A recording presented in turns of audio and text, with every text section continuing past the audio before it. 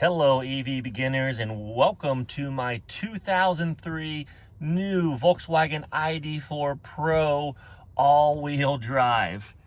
I have had this vehicle for 7 days now, and this is my first EV, so I thought I'd just give you some observations of the ID.4, some things I like about it, some things I love about it, and the one thing that I hate about the ID.4.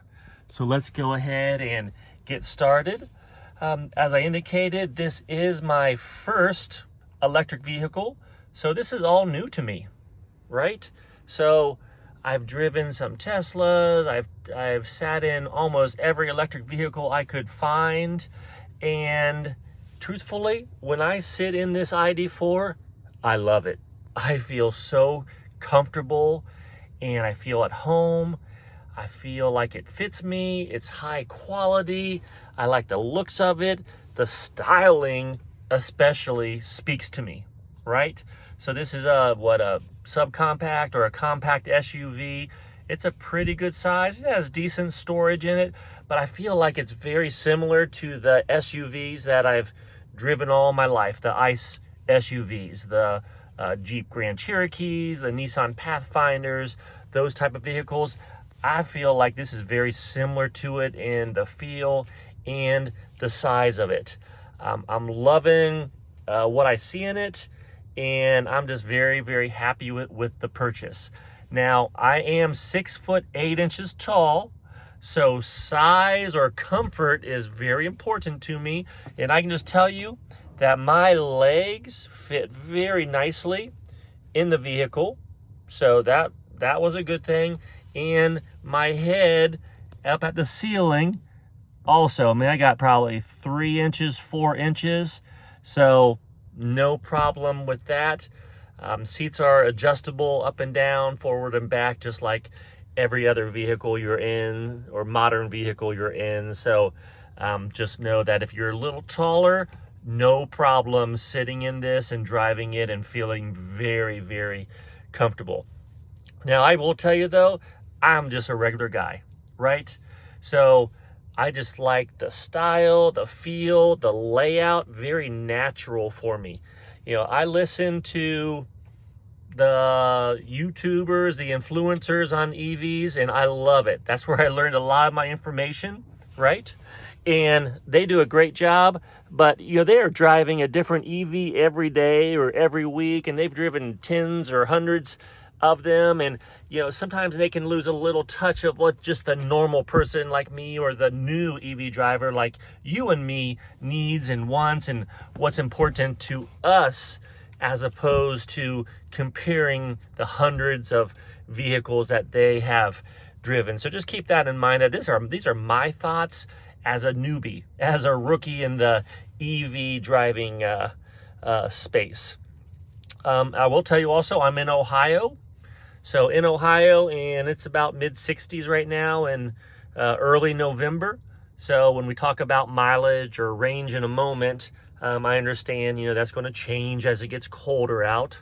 But for now, that will have an impact. And my use case, everyone's a little unique, correct? Well, my use case is I drive to work a few times a week, and it's 20 miles round trip, 10 miles there, 10 miles back. And I'm mostly driving outside of work just to the grocery store, pick the kids up, drop them off, go to a shopping center or something like that. So I'm not putting a lot of long mileage on it, which could change, you know, your perception or your needs. So just keep that in mind. All right, let's get right into it, right? You know what? I'm just going to skip right to the top 3 items that I loved initially. These are the things that just jumped out to me and made me really love this ID.4 Pro all-wheel drive. The first item is one pedal driving. Whew. Now, when I watched reviews of the ID.4 and listened to all the experts, they said it does not have one pedal driving. Well, I will tell you what, folks, it does have one pedal driving as far as I am concerned.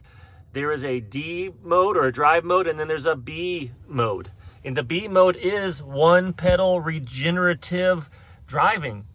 When I'm in B mode, and I drive only in B mode. I drive B mode all the time. I love one pedal driving. When I take my foot off the accelerator, the car immediately starts to slow down and come to an almost stop.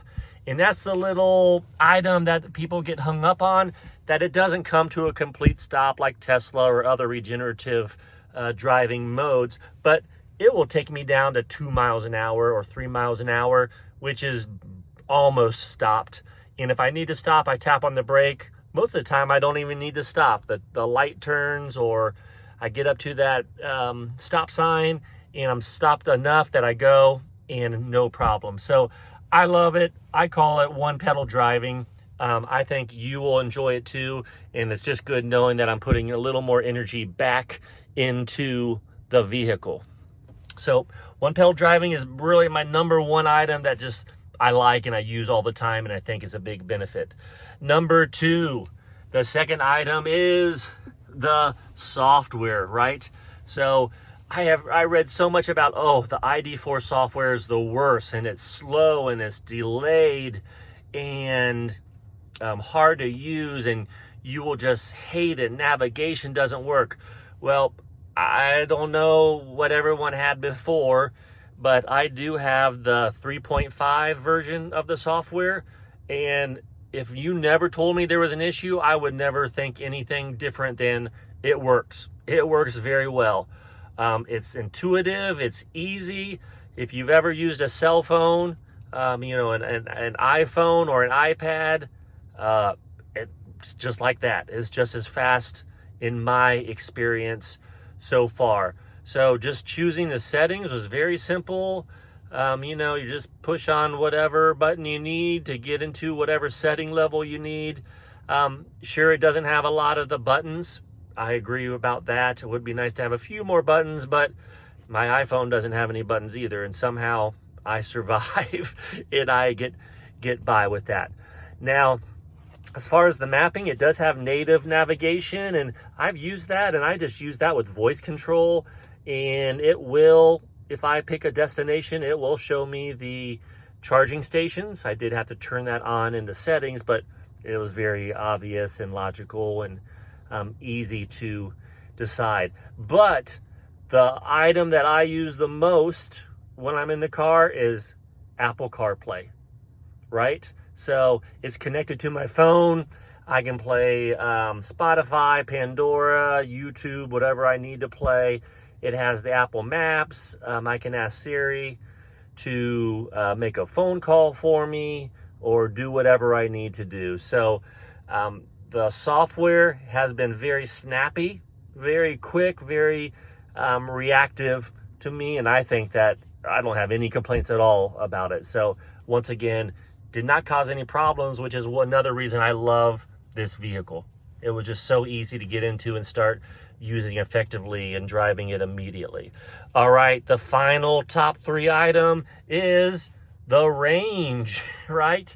So range is important to me, that range anxiety, I'm still trying to get over it a little bit, but when I had a full 100% charge, I was at like 275, 280. I understand that's a little bit of an estimate, and I think the certified mileage or the range is 255 miles. I do have the big battery, the 82 kilowatts per hour. So I do have the big battery, and if I'm at 255, 260, 270, whatever, that's more than enough. It's right inside my wheelhouse. It will get me where I need to go. I'm going to charge it probably every night at home in my garage, so I'm going to have more than enough mileage. I was looking at some other EVs. One of them I was very seriously close to purchasing instead of this was the Nissan Aria, and lots of good things about that, pros and cons of course, but the version I had at the cost level that I needed to be at was a small battery, and it was like 200 miles of range. Now, again, I indicated in Ohio. I understand there's going to be a hit in the winter time. So when it gets really cold here and I lose, what, 40% of my range or 50%, and then I'm blasting the heater because it's 5 degrees out when I'm going to work, or 10 degrees, you know, I could be below, what, on a full charge, I could be below 100 miles.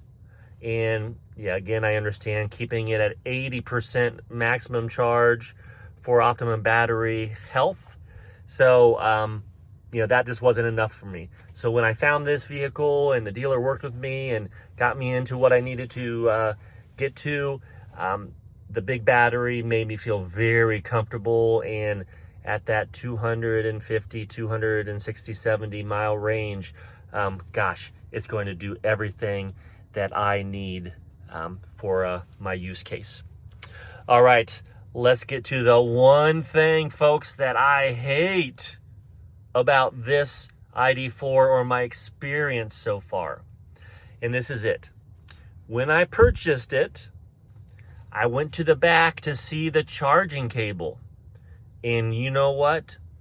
The 2023 ID.4s do not come with a charging cable from Volkswagen. Come on, Volkswagen. You got to be better than that. Everybody needs a charging cable. Level 1 or level 2, you know, whatever you want to provide. But it's just nice to have, put it in the back of the car in the storage, or the vehicle in the storage. And if I ever need it, I can use it. At home, I can use it as my level 1 if I just need to top it off after driving 30 miles that day. So to not come with a cable, I don't know. I felt a little disappointed with that decision. And almost all the other vehicles I looked at, they all had a cable. And, you know, it used to come with a cable from what I read, some of the older versions of the ID.4. So if you used to do it, maybe just kind of do it again. Now, the salesman at Volkswagen did tell me that I could purchase a level 1/level 2 charging cable from Volkswagen for only $350. Ouch. You know what? That's a kind of a big hit for me. So I did look somewhere else, and I did end up buying a level 1 charging cable to use at my house. So that was the only thing that kind of left me a little bad taste, but I got over it and really am focusing on the benefits of the vehicle and the positive aspects, not that one little item. All right, everybody, that's my 7-day review of the 2023 Volkswagen ID.4 Pro all-wheel drive. Off to a great start. We'll see how it goes when it gets cold out and when it snows and all that other things, but I'm still learning how to use it, what's available in it, some of the settings and so on. But right now, my initial reaction, my initial opinion is I love this ID.4, and I would recommend it to anybody that is looking for an electric vehicle. All right, everybody, that's it for today. So we are going to end it. Thanks for checking in, and take care. We'll talk to you later. Bye-bye.